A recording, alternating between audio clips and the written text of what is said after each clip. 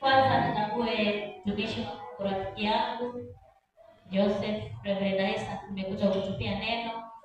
Watumishi wa Mungu wote tumewaona, Bwana asifiwe.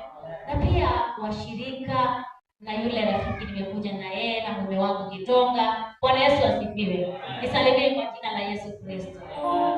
Kwanza nijitambulishe kwa majina, naitwa Purity Kendi Kitonga.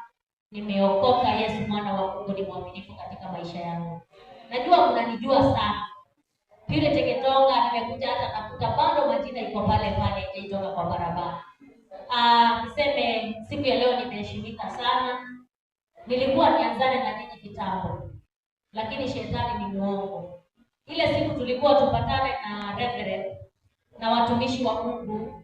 In fact tulikuwa tupatane na Nyuki. Ikiwa naelekea Kinamba, gari yetu ikapata accident. Lakini ukiona hiyo gari na ukiangalia leo, utajua Mungu anaishi. Nilienda hospitali siku 2 peke yake. Wiki moja yote sijatoka nyumbani kwa sababu siku anaweza hata kupindua shingo. Lakini Mungu amenisaidia, nimeweza kusimama siku ya leo. Na nikasema sababu kesho nilikuwa nimeitwa kuhubiri kule upande wa Laikipia West. Nikasema hata kama masaa yameenda sana, lazima nikuje leo kwa sababu najua wakati mko na maneno kama hii. Kama sasa stima imepotea, tunatumia generator, inahitaji mafuta. Wakati mwingine unakuta unahitaji kushikwa mkono tu kidogo tu, kila moja ndio mambo iweze kuendelea. Na vile vile kutoka kwa moyo wangu nataka kusema asante. Nilikuwa na nyinyi ile mwaka ya 2022, nikawaomba nafasi mnipe kura zenu niwatumikie kama mama kaunti wenu. Kusema kweli mlinishika mkono kwa sababu hapa mlinipatia 90%. Nataka kusema asante. Ni vile Mungu lazima akutayarishe, lazima akutengeneze, hata akikupatia nafasi uweze kuja kufanyia watu kazi. Hivyo kwa sababu tuko kwa kanisa, sitaongea maneno mengi, lakini ni vizuri niwajulishe ya kwamba Purity Kendi Kitonga ninarudi tena kuwania ile kiti ya mama kaunti.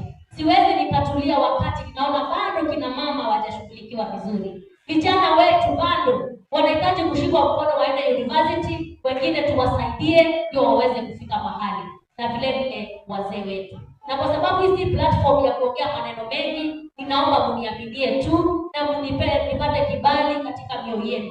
Najua tutakuja wamama wengi, usichanganyikiwe. Kiti ya Women Representative ya Purity Kitonga na hiyo story ishe, mahali tulibakisha kidogo tujaze mwaka ujao.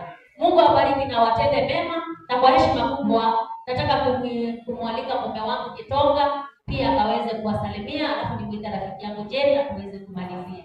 Karibu sana.